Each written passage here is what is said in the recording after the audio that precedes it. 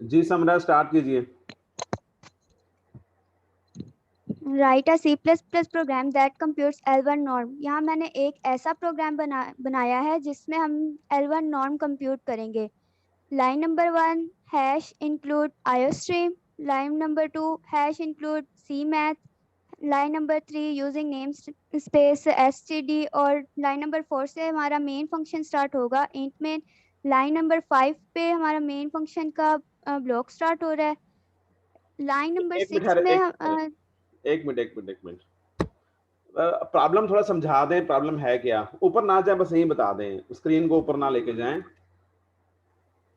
Problem है क्या sir और आप सोल्यूशन कैसे निकालेंगे इसका, ये हम जो आप पढ़ रही हो हमें पता है, नजर आ रहा है हमें भी।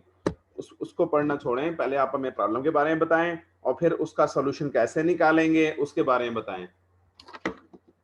सर हमने इसमें लाइन L1 नॉर्म फाइंड करना है जिसमें वेक्टर्स या एरे जो कोई भी वेक्टर हो उसके जो एलिमेंट्स होते हैं उनके एब्सोल्यूट वैल्यू का हम सम लेते हैं।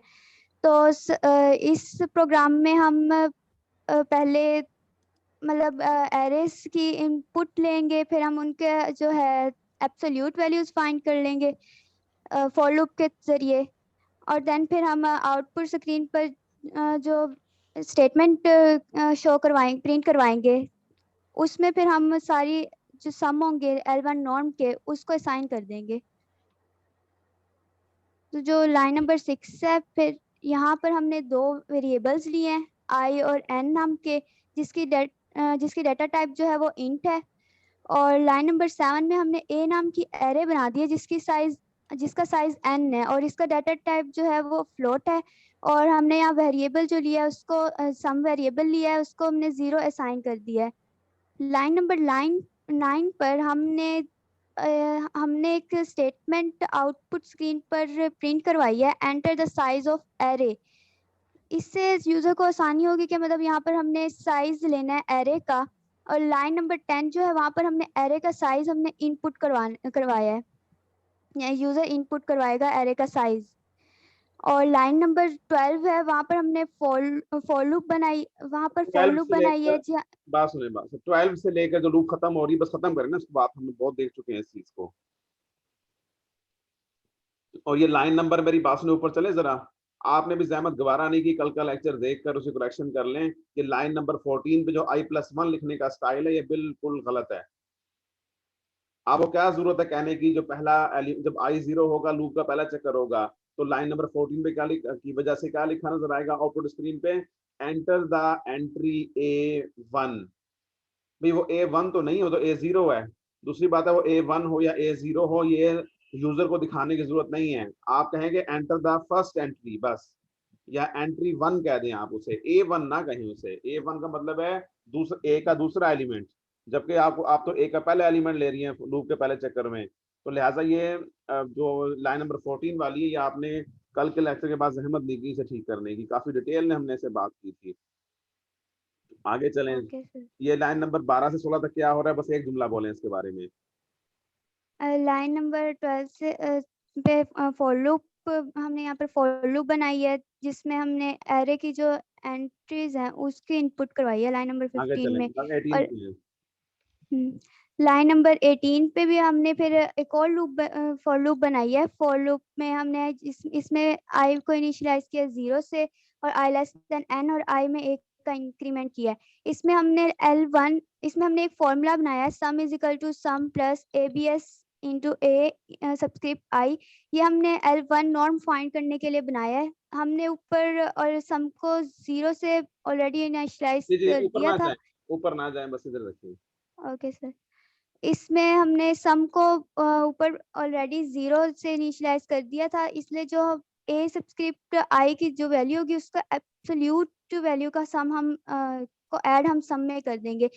मतलब कि अगर ए सबस्क्रिप्ट आई 1 है तो उसका एब्सोल्यूट भी 1 होगा, उसको हम 0 में ऐड कर देंगे, उसके बाद आंसर 1 आ जाएगा।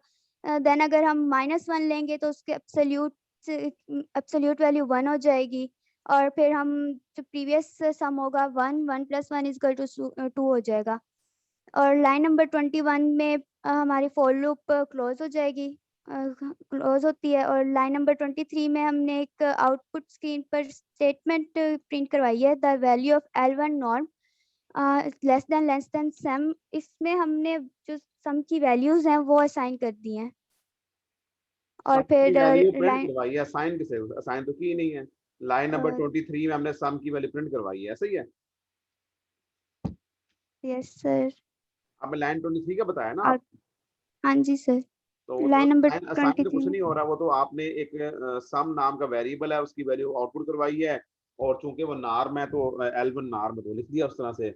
दूसरी एक और चीज है, ये मुझे बताएं, जब आपका स्क्रीन पर लिखा होगा तो ये L1 जो लिखा है, 1 को आपने लिखा है सबस्क्रिप्ट में, तो सबस्क्रिप्ट में कैसे लिख पाएंगी?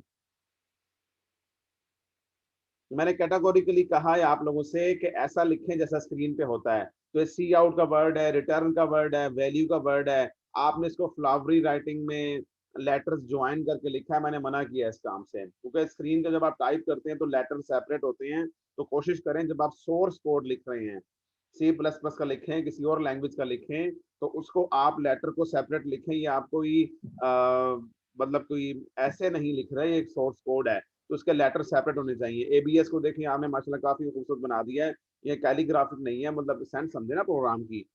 अच्छा, दूसरी एक और चीज है, L1 में जो 1 है ये सबस्क्रिप्ट में नहीं होना चाहिए, ये L और 1 बराबर साथ साथ हों। अब चाहे तो अपना जो C++ सॉफ्टवेयर है उसमें लिख के देख लीजिएगा। दूसरी बात ये, कल हमने प्रोग्राम में किया था सम वाला, sum of elements of an array of a vector, तो उस प्रोग्राम में और इसमें क्या फर्क हुआ? तो इसमें हम L1 नॉर्म फाइंड करें, इसमें एवरेज फाइंड किया हमने। एरेज फाइंड की थी, पहले जुमला तो अच्छे से बोलें, एरेज फाइंड करने से क्या मुराद है? एवरेज सर, उसमें एवरेज भाई हमने वहां भी सम लिया। मालूम किया था ना, यस सर। यहाँ भी सम मालूम कर रहे हैं। ऊंची आवाज से बात करें, मतलब धीमा बोलेंगे तो एक तो काफी कमजोर कंसेप्ट का एहसास होगा, दूसरा वीडियो में आवाज भी कम आएगी। मेरा सवाल ये है, कल भी हमने sum of all the elements of a vector मालूम किए थे, आज भी मुझे तो वैसे ही कुछ लग रहा है। आपको क्या डिफरेंस फील हो रहा है मुझे वो बताएं। सर इसमें L1 नॉर्म है, इसमें हमने एलिमेंट्स जो है वेक्टर्स L1 के, नॉर्म उसके है कि सम भी एब्सोल्यूट तो का है ना। सम लिए। हाँ एब्सोल्यूट है ना, इसका मतलब मैं सम अप करें तो आपकी बात को, आप कहना चाह रही हैं कि भाई कल जो किए थे वो सम प्लस ए आई किया था, आज मैंने ए आई के ऊपर ए बी एस अप्लाई कर दिया है, ऐसा ही है? Yes sir. तो उसमें कोई बहुत बड़ा काम तो ना हुआ ना, कोई मतलब बड़ी चेंज तो ना हुई कोई भी? ठीक है, मतलब अगर ओके। हम ये जानना चाहें कि आपने इस डिस्कशन में पहले वाले डिस्कशंस की निस्बत हमारे लिए क्या नया ऐड किया, तो इस पूरे प्रोग्राम में जो कि पिछली पूरी मीटिंग से चल रहा है, आपने सिर्फ हमें ये एबीएस पढ़ा है अगर हम देखें तो, बस दैट्स इट। और आपने हमें नई बात कोई भी नहीं बताई। जी पॉइंट समझ आया मेरा आपको मेरा? Yes sir. मजीद चले आगे, मजीद कुछ है बताने दिखाने के लिए? सर आउटपुट कंसोल है, दिखा दें।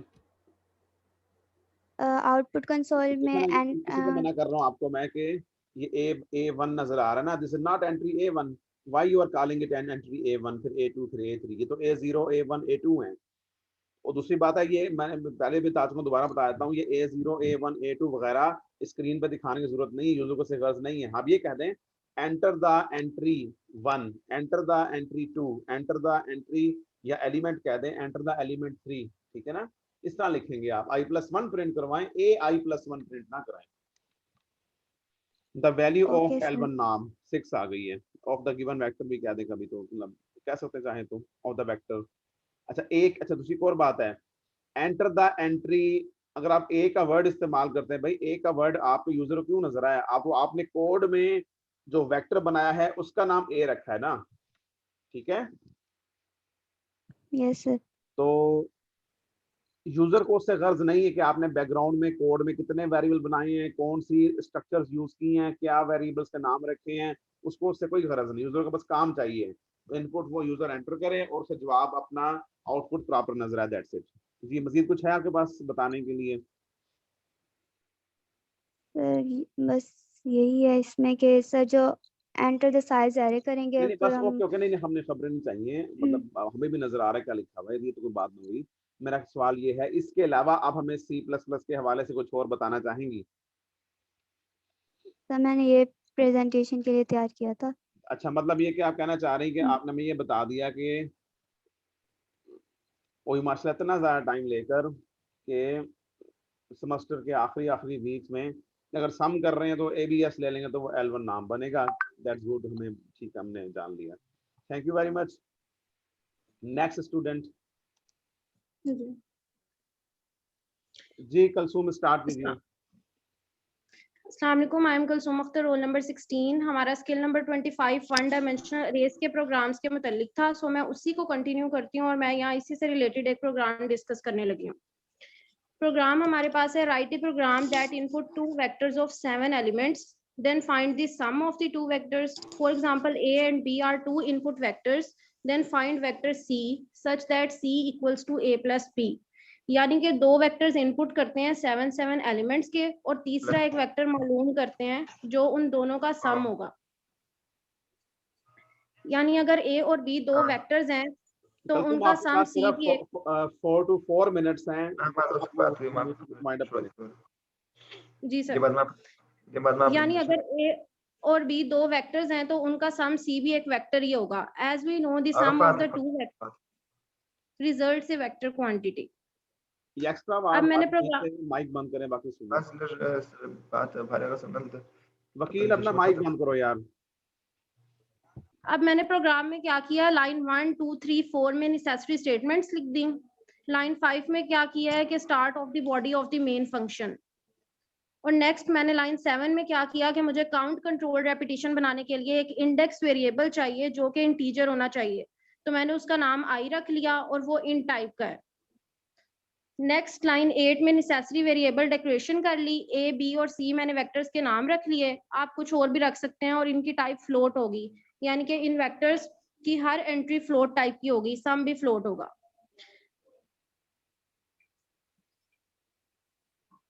नेक्स्ट लाइन 10 11 12 में A की सारी वैल्यूज इनपुट की जा रही हैं। लाइन 10 का क्या काम होगा कि ये आउटपुट स्क्रीन पे प्रिंट करेगी enter elements of first vector, यानी कि ये यूजर से फर्स्ट वेक्टर के एलिमेंट्स मांगेगी। लाइन 11 में मैंने फॉर लूप चलाई है जो कि ट्रैवर्स करेगी अरे में 0 से लेकर 6 तक, यानी 7 एलिमेंट्स के लिए। लाइन 12 में ए आई इनपुट करा लीजिए। पहली बार में आई की वैल्यू 0 होगी, तो ए 0 का मतलब क्या हुआ कि ए वेक्टर का पहला एलिमेंट। लूप के दूसरे पास के लिए आई की वैल्यू 1 हो जाएगी, तो ए 1 यानी ए का दूसरा एलिमेंट। तो इस तरह से ये लूप ट्रैवर्स करेगी पूरी अरे में। जब लूप से बाहर आएंगे, क्योंकि फॉर लूप के फौरन बाद ब्रेसेस नहीं लगी हुई, इसका मतलब है इसके अंडर सिर्फ एक ही स्टेटमेंट है। तो लूप से बाहर जब कंट्रोल आएगा तो मैंने क्या किया, लाइन 14 15 16 में बी की सारी वैल्यूज इनपुट करवाई। इमीडिएटली आगे चले 18 पे आ जाए। 18 से आगे 18 पर आ जाए ना, बस वो हो गया। बी भी वैसे ही हो जाएगा ना एक ही तरह से। जी जी ठीक है। लाइन नंबर 18 लूप चलेगी 0 से 6 तक, और लाइन नंबर 19 में क्या लिखा हुआ है, c i equals to a i plus b i. इससे क्या होगा, आई 0 का मतलब है कि ए 0 इस्तेमाल होगा, बी 0 इस्तेमाल होगा, और जो उनका सम आएगा वो सी 0 में रख लेंगे, तो उसे सी 0 को साइन कर देंगे हम। फिर उसके बाद आई की वैल्यू 1 हो जाएगी, ए 1 प्लस बी 1 इस्तेमाल होगा, सी 1 बन जाएगा। इस तरह ये एलिमेंट्स का सम कंपोनेंट वाइज एक तीसरे वेक्टर में स्टोर होते जाएंगे, और अब एंड में डिस्प्ले कर देंगे। आखिर एक मिनट, डिस्प्ले लाइन इस लूप का एंड कहाँ पे होगा वो बोले ना, वो जुमला भी बोल दें सर। जी जी, लूप का ये लूप के अंदर सिर्फ एक ही स्टेटमेंट है। यानी तो इस 19 लूप के पास से जब आखिरी पास आएगा तो क्या हो रहा होगा उस मौके पे? जी जी, आखिरी पास जब आएगा, मतलब कि 6 प्लस बी 6 होगा तो हमारी वो लास्ट एंट्री होगी। 7 जो है वो हमारा आ जाएगा, C6 बन जाएगा। 6 तक जाएगी ये लूप जी, जो कि असल में 7वां एलिमेंट है। ओके जी जी जी जी। नेक्स्ट आगे मूव करें। और आप एंड में डिस्प्ले कर देंगे। डिस्प्ले लाइन 21 22 23 के थ्रू होगा। लाइन 12 प्रिंट करेगी सम ऑफ 2 वेक्टर्स इज, और उसके बाद मैंने लूप चला दिया, और लूप के हर पास में हम सी वेक्टर का एक कंपोनेंट प्रिंट करते जाएंगे। ठीक हो गया। और फिर लाइन 26 में मेन फंक्शन का जो है वो एंड हो रहा है। और तो ये एक सिंपल पैटर्न से वेक्टर मैंने इनपुट कर लेने की बात भी कर ली, 2 वेक्टर्स को इकट्ठा प्रोसेस करके कंपोनेंट वाइज तीसरे वेक्टर में उसका आंसर रखने की बात भी हो गई, और हमने डिस्प्ले करवा दिया सम ऑफ 2 वेक्टर्स अपनी आउटपुट स्क्रीन पे।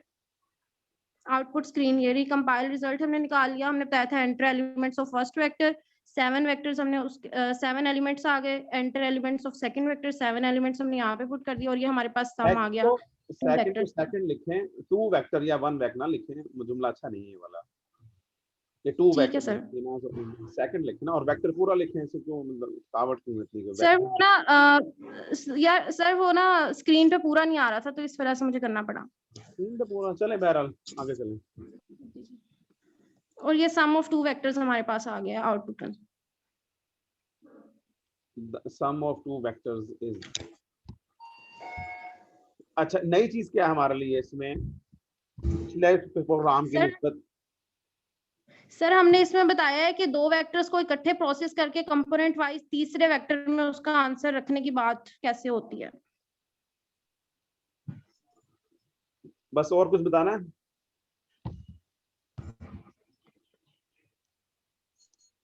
No sir. अगर हम देखें इसमें नई बात सिर्फ ये है कि कंपोनेंट पहले आप एक का उठा के सम में नाम के वेरिएबल में ऐड कर रहे थे, अब ये है कि कंपोनेंट आप उठा के एक दूसरे वेक्टर के करस्पॉन्डिंग कंपोनेंट में ऐड कर रहे हैं और एक तीसरे वेक्टर के करस्पॉन्डिंग कंपोनेंट को असाइन कर रहे हैं तीसरे वेक्टर को। तो ये मतलब फर्क आया ना इसमें, तो काफी सिंपल प्रोग्राम चल रहे हैं, सिर्फ वेक्टर में ट्रैवर्सिंग हो रही है, तो वैरायटी बहुत ज्यादा बदल नहीं रही। जी नेक्स्ट, जी अलीशा स्टार्ट करें। जी ये हमारे पास आज प्रोग्राम है। इस प्रोग्राम में हम ये बताएंगे कि हमारे पास 2 इनपुट्स हैं ए और बी, और जो है इनको हमने कंपोनेंट वाइज ए और बी एलिमेंट्स को मल्टीप्लाई करते जाना है और इनका स्केलर प्रोडक्ट निकालना है। एक्स ये हमारे पास जैसे स्क्रीन में एक इक्वेशन लिखी हुई है, इसमें हमने एक्स की वैल्यू निकालनी है, स्केलर प्रोडक्ट। और इस तरह से हमने प्रोग्राम अपना स्टार्ट किया। हमने नेसेसिटी स्टेटमेंट्स, इंट और यूजिंग नेम स्पेस और ये सब लिख दिया है। इसको यूं बोले ना कि हमें एक प्रोग्राम बनाने का कहा गया है, टास्क मिली है, वो टास्क ये है ऐसा प्रोग्राम लिखें जो 2 वेक्टर्स एज ए इनपुट ले और फिर उनकी स्केलर प्रोडक्ट फाइंड आउट करें। ठीक है जी। अगर हम उसका मैथमेटिकल फार्मूला देखें तो ये बनता है कि summation i varying from 0 to 6 ai star bi, तो ये सम अप करें तो एक स्केलर वैल्यू आएगी जो कि x को कर दी है। इस तरह से वो a और b की स्केलर प्रोडक्ट आ चुकी है। आप हम बनाने जा रही हैं, अब इस पे बात करें। जी सर, अब हमने प्रोग्राम स्टार्ट किया है। इसमें हम प्रोग्राम को कोई भी नाम दे सकते हैं, सम, सीपीपी, कुछ भी दे सकते हैं। और फिर हमने स्टार्ट में हर प्रोग्राम के जिस तरह से नेसेसिटी स्टेटमेंट रिक्वायर्ड होती हैं वो सारी हमने लिख दी हैं। इसके बाद हमने जो है एक इंट आई डिक्लेयर कर दिया है, यहाँ पे वेरिएबल डिक्लेयर कर दिया इन टाइप का आई। उसके बाद हमने नेसेसरी वेरिएबल डिक्लेरेशन करवाई है, यहाँ पे फ्लोट ए बड़ी ब्रैकेट 7 बी बड़ी ब्रैकेट 7 और सम हमने यहाँ पे फ्लोट में लिया है, तो हमारे पास जो सम आएगा वो भी फ्लोट में ही होगा। उसके बाद हमने यहाँ पे फॉर लूप चला दिया है। क्यों? हमारी जो के क्योंकि सर हम एरे वो कर रहे हैं ना, हमारे पास 1 डायमेंशन एरे फाइंड करनी है, तो हमने लूप चलाई है अब एरे पास करवाने के लिए। नहीं, आपने सारे जुमले गलत बोले हैं। आपने लूप बनाई है, वो लाइन नंबर 9-10 वाली लूप है, ये ए के एलिमेंट्स फर्स्ट वेक्टर के एलिमेंट्स इनपुट लेने के लिए, और लूप और जो 12 और 15 पे है वो बी के एलिमेंट्स इनपुट लेने के लिए लूप बनाई। आगे चलें, लाइन 15 पे आए। जी, लाइन 15 पे हमने ले लिया है सम, और सम नाम का वेरिएबल ले लिया है और उससे 0 से रैशनलाइज कर दिया है। वेरिएबल ले लिया और उस मुराद है जी, सम हमने उसको जो है ना वेरिएबल, ऊपर भी आपने कहा सम नाम का फ्लोट टाइप का वेरिएबल ले लिया है, यहाँ भी आप कहती है मैंने सम नाम का वेरिएबल ले लिया ऐसे क्या? सर नहीं, यहाँ पे हमने लिया है क्योंकि हमने जो है ना इधर आगे जो है ना जाके हमारे पास स्केलर प्रोडक्ट है ना, तो उसके फार्मूले में यूज होगा, तो यहाँ पे हमने सम इज इक्वल टू 0 लिया है, रैशनलाइज करवा दिया है ना। आप यूं कहें सम नाम के वेरिएबल को मैंने 0 असाइन कर दिया, जी सर, यूं करेंगे। सम नाम के वेरिएबल को हमने 0 असाइन कर दिया है और उसके बाद हमने एक फिर से फॉर लूप चलाई है जो कि हमें scalar product of two vectors का जो है ना आंसर देगी। और फिर उसके बाद हमने यहाँ पे सम है, यहाँ पे हमारे पास ए आई है। अगर ए आई हमारे पास 0 इंटू बी आई 0 होगा और उसका आंसर जो है ना हम सम में ऐड कर देंगे और हमारे पास एक आंसर आ जाएगा। और इसी तरह फिर हम ए आई 1 और फिर उसका प्रोडक्ट इनटू लेंगे ए आई 1, तो उसे फिर हम सम में ऐड करेंगे। सम में पहले से हमारे पास मौजूद ए नॉट और बी नॉट की वैल्यू मौजूद होंगी, फिर से ऐड हो जाएंगी। इसी ए तरह नॉट हम बी नॉट ये मौजूद जो है, होंगी। हाँ जी, और उसके बाद जो है ना हम इस तरह इसकी 1 2 3 4 5 6 तक जो है ना वैल्यूज पुट करते जाएंगे और पास वो करवाते जाएंगे और हमारे पास आंसर्स आते जाएंगे। उसके बाद हमने जो प्रिंट आउट करवाना है वो scalar product of two vectors करवाना है। क्यों? क्योंकि सर हमने आंसर मतलब कि हमारा प्रोग्राम ही यही था कि हमने स्केलर प्रोडक्ट लेना है ना। 2 इनपुट्स हमें ए और बी दी हुई थी और उन वेक्टर्स के जरिए हमने स्केलर प्रोडक्ट लेना था। ये आपने 7 वेक्टर्स क्यों लिए हैं, 7 कंपोनेंट्स क्यों लिए हैं?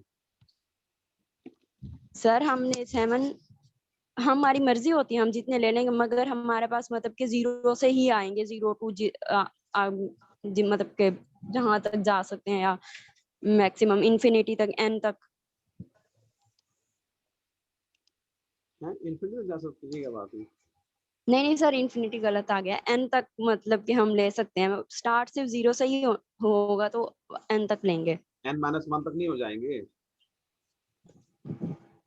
सर जो ये खुद ही कह रही है मुझे 6 तक नहीं जाएंगे तो पता। 7, अगर n7 है अगर तो n-1 तक ही जी जाएंगे सर, ना। हाँ जी सर। टर्मिनोलॉजी जो रेलिवेंट है, अब वो स्टेज आ गई है हमारे डिस्कशन की होते होते, कोर्स के आखिरी वीक चल रहे हैं, तो अब डिस्कशन थोड़ी प्रॉब्लम नहीं चल जाती। जी सर। 7 क्यों ले सकते हैं, मतलब 7 क्यों लेना है? ऊपर आपने क्वेश्चन की स्टेटमेंट में जब 7 की मान कर लिया है तो 7 ही आ जाएगा, ठीक है। जी अभी एक पीछे एक देर पहले डिस्कशन में एक स्टूडेंट ने वो 3 एलिमेंट्स दिए हुए थे, तो भाई 5 6 7 तो लेना ताकि थोड़ा सा इफेक्ट मालूम हो। वो सिर्फ 3 एलिमेंट्स का वेक्टर जी दिया, सर। गलत नहीं है, लेकिन जो चीज आप एलेबोरेट करना चाह रहे हैं 5 7 एलिमेंट्स लेना। 10 करेंगे तो तब भी ठीक है, लेकिन वो ज्यादा हो जाएंगे, जरा टाइपिंग में टाइम लगेगा अगर आप उसको प्रोग्राम जी को रन सर। कर रहे हैं। अच्छा, यहाँ पे जरा एक बात नोट करें, थोड़ा सा ये लाइन नंबर पिछली पे आए, जरा जो गुजरी है लाइन पे 14 से पहले वाली पे आए। अब ये देखें जरा, रोके यहाँ पे सारे अभी तीसरी स्टूडेंट सामने आई हैं, सब ने जो है ये जो इनपुट वेक्टर है ये इसको इस अंदाज में लिया हुआ है। ये जैसे लाइन नंबर 10 और 13 में यानी रन टाइम पे इनपुट करवाए जा रहे हैं।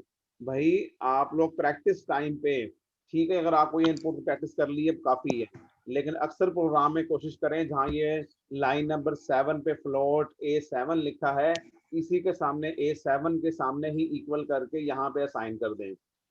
अगर आप प्रैक्टिस कर रहे हैं, बेसिकली यहाँ जो कोर्स के दौरान हम प्रोग्राम बना रहे होते हैं, हम कोई प्रॉब्लम्स के सोल्यूशन नहीं दे रहे होते, हम सोल्यूशन निकालने की टेक्निक्स प्रैक्टिस कर रहे होते हैं। तो लिहाजा उस मौके पे अगर हमारा फोकस ये होगा कि फॉर एग्जांपल ये प्रोग्राम है, आप रन करने बैठते हैं और जवाब गलत आता है, कोई एरर आती है तो और रन टाइम पे, तो आपने इतनी ज्यादा उसमें 7 वैल्यू पहले एक की एंटर करेंगे, फिर 7 वैल्यू दूसरे की एंटर करेंगे, और उसके बाद आगे एरर आ जाएगी, फिर दोबारा प्रोग्राम में चेंज करेंगे, दोबारा टेस्ट करेंगे। तो कई बार टेस्टिंग के लिए आपको ये एलिमेंट्स जो है एंटर करने की मशक्कत करनी पड़ेगी। तो एंट्री या इनपुट आसान बनाने के लिए आपको चाहिए, खास के अक्सर प्रोग्राम में जो प्रैक्टिस वाले हैं उसमें इनपुट यही असाइन कर दें, वो A7 इक्वल टू करली ब्रेसेस करके उसमें वो 7 एलिमेंट्स की कोमा सेपरेट लिस्ट लिख दें, तो ए के एलिमेंट्स वहीं असाइन करें, प्रोग्राम में असाइन कर दें। अगर ये प्रॉपर तरीका नहीं है, because at the moment we are just practising, तो we should not waste our time in entering the input again and again again and again. उसको यहाँ फिक्स कर दें। मेरा पार्ट समझ आया? यस जी सर। सर। प्रैक्टिस में ऐसे किया करते हैं, 2 डायमेंशनल एरेज हैं, तो 2 डायमेंशनल एरेज में भी अगर आप बार बार एरेज एंटर करते रहेंगे तो आपका बहुत सा टाइम प्रैक्टिसिंग का उसमें सर्फ हो जाएगा, कीबोर्ड से एंट्रियां लिखते लिखते लिखते लिखते। इससे बेहतर है कि आप वहीं पर असाइन कर दें इसे। जी मीटिंग ये वाला सेशन खत्म होने में समझ लें 9 मिनट्स बाकी हैं, तो कोई और स्टूडेंट आना चाहे तो जी वकील स्टार्ट करो। In the name of Allah, who is Rahman and Rahim, today I will discuss two-dimensional program in the front of my dear class bros and respected teacher. Write a program to input numbers in a 3x3 matrix and display the number in a table format. इस question में ये बता रहे हैं यहाँ पे कि सबसे पहले इनपुट में हम लोगों ने 3 रोज ले ले और 3 कॉलम ले ले मैट्रिक्स के, जिसको मल्टीप्लाई करके स्क्रीन पर डिस्प्ले करते टेबल के फॉर्मेट पे। जी थोड़ा आप यहाँ पे ऊंची आवाज में बोलेंगे और मुझे हो गया, आप तो आगे चलें, लेकिन आप कोशिश करें ऊंची आवाज में बात करें, ठीक है। अब यहाँ पे मैं प्रोग्राम को स्टार्ट कर लूंगा लाइन नंबर 1 से कि एश इंक्लूड एसटी में जो पहला स्टेटमेंट है उन्होंने लिख लिया। इसके बाद लाइन नंबर 5 में मैंने यहाँ पे इंट इंटीजर टाइप के ए नाम के एरे में डिक्लेयर करना चाहूँगा, जिसमें 3 रो होगा, 3 कॉलम होंगे, और आर को मैं रो को मैं आर से रिप्रेजेंट करता हूँ और सी को कॉलम को सी से रिप्रेजेंट करता हूँ।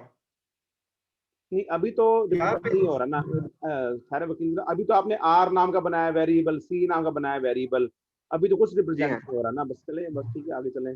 ए नाम की आपने एरे बनाई है, ये एरे कौन सी है, कितने डायमेंशन वाली एरे है ये 2 डायमेंशन वाले है सर। अच्छा, तो इसमें आपने यानी स्क्वायर ब्रैकेट्स के 2 पेयर बना दिए हैं, पहले पेयर में नंबर ऑफ रोज होंगी जी सर, दूसरे नंबर ऑफ कॉलम्स हैं, चलें ठीक है। लाइन नंबर 7 पे आ जाए, 7 पे क्या कर रहे हैं आप? 7 में हम लोग सर सबसे पहले इंटर करते हैं नंबर्स को, 9 नंबर्स को। नहीं ये क्या बात है, 7 में कुछ नहीं एंटर नहीं कर रहे आप, 7 में तो एक स्टेटमेंट नजर आ रही है, एंटर से सेंटर कुछ नहीं हो रहा। यस, स्टेटमेंट को डिस्प्ले करते हैं स्क्रीन पर। अच्छा, अब लाइन नंबर 8 में हम लोगों ने फॉर लूप यूज कर लिया सर। यहाँ पे पहले फॉर लूप पहला लूप हम लोगों ने यूज किया रो के लिए यूज किया, दूसरा फॉर लूप कॉलम के लिए यूज किया। इसको ऊपर कर सेंटर में लेकर आए, पूरा जो स्ट्रक्चर है दिखाएं ना सारा, ये लाइन नंबर 8 ऊपर लेकर आए जरा, बस यहाँ रोके। अब बताएं क्या करना चाह रहे हैं। आपने भी कल वाली गलती की है, लाइन नंबर 12 के बाद थोड़ी सी चीज होगी वो आपने उठा के आगे ले गए हैं, इसको भी यहीं क्लोज करते हैं। अब हमें ये शक में रह जाएगा पता नहीं लाइन नंबर 12 के बाद इन लूप्स के अंदर कौन सा खजाना मौजूद है, हालांकि लूप्स क्लोज हो रही हैं। यस आपने सर, क्लोज हो रही है। आपने एक लूप क्लोज की नहीं, हाँ ये देखे ना लाइन नंबर 9 और 11 पे 2 ब्रैकेट्स शुरू हो रही हैं, ये खत्म कहाँ हो रही हैं, 11 वाली कहाँ खत्म हो रही है, 9 वाली कहाँ खत्म हो रही है, दिखाएंगे मुझे?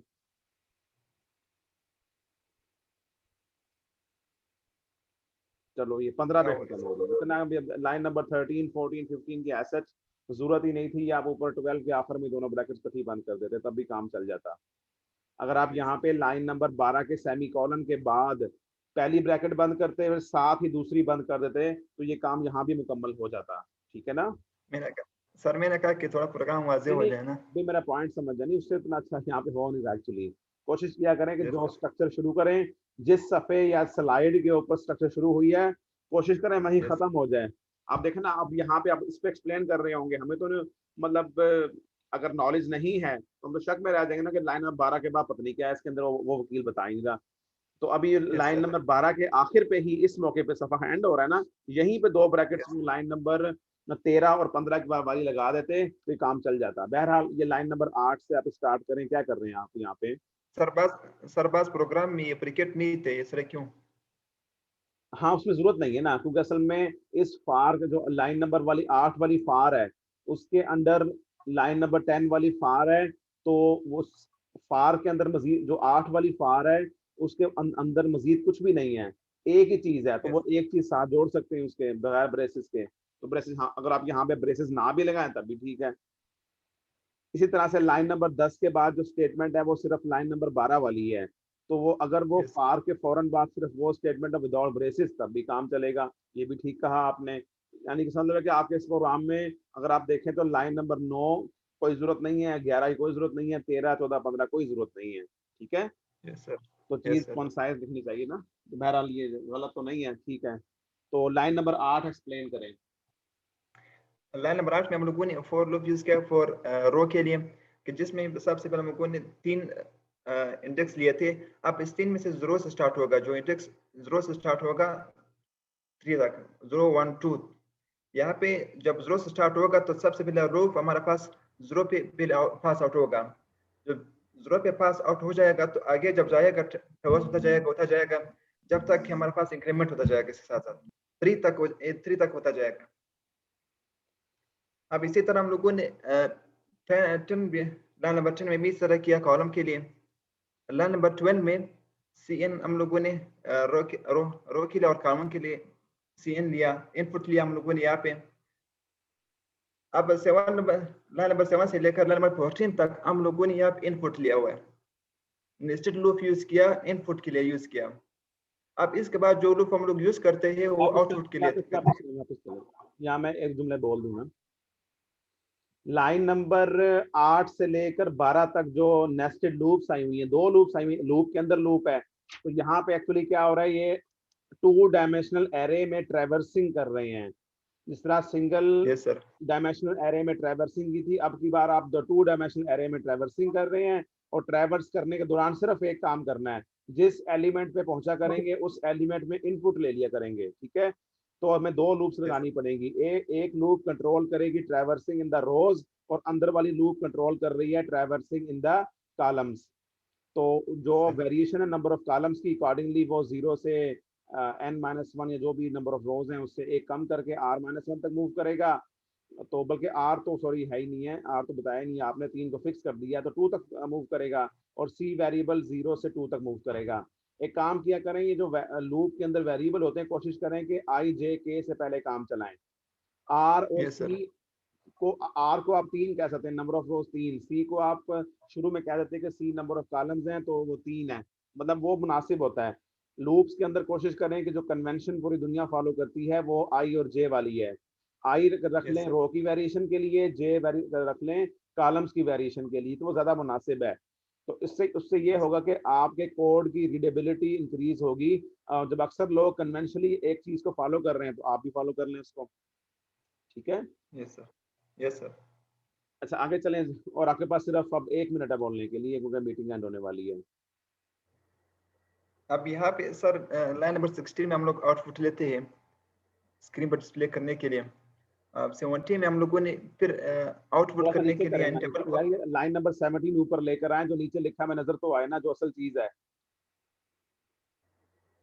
नीचे सर। हाँ, और थोड़ा करें हमें, बस ये वापस है, वापस आए भाई, लाइन नंबर 17 सबसे ऊपर रखें ना। हाँ अब ठीक, चलो ठीक है, ये भी वैसे सही नहीं है, थोड़ा और ऊपर जाओ, 17 ऊपर करो, जूम आउट करो थोड़ा सा, ऐसे जूम आउट कर दो, माइनस कर दो जूम हल्का सा, जो चीज दिखानी है मैं वो दिखाएं, आप जो है वो जो लाइनें जिसमें बोल भी नहीं रहे वो दिखा रहे हैं आप हमें। नई बात क्या है इसमें, अब ये लाइन नंबर 17 से लेकर भाई 24 तक नई बात क्या है? इस नई बात सर इसमें ये है ना कि हम लोगों ने सिर्फ आउटपुट के लिए यूज किया, सिर्फ 16 नंबर हमारे पास ये नई लाइन है। चले मैं ऐसे बोलता हूँ, बस जरा लाइन नंबर 21 में अब की बार सी इन के बजाय सी आउट हो रहा है, तो जो जो एलिमेंट्स बारी बारी ट्रैवर्स करते हुए आते जाएंगे उनके बाद हम एलिमेंट प्रिंट कर देंगे और उसके बाद एक स्पेस प्रिंट कर देंगे।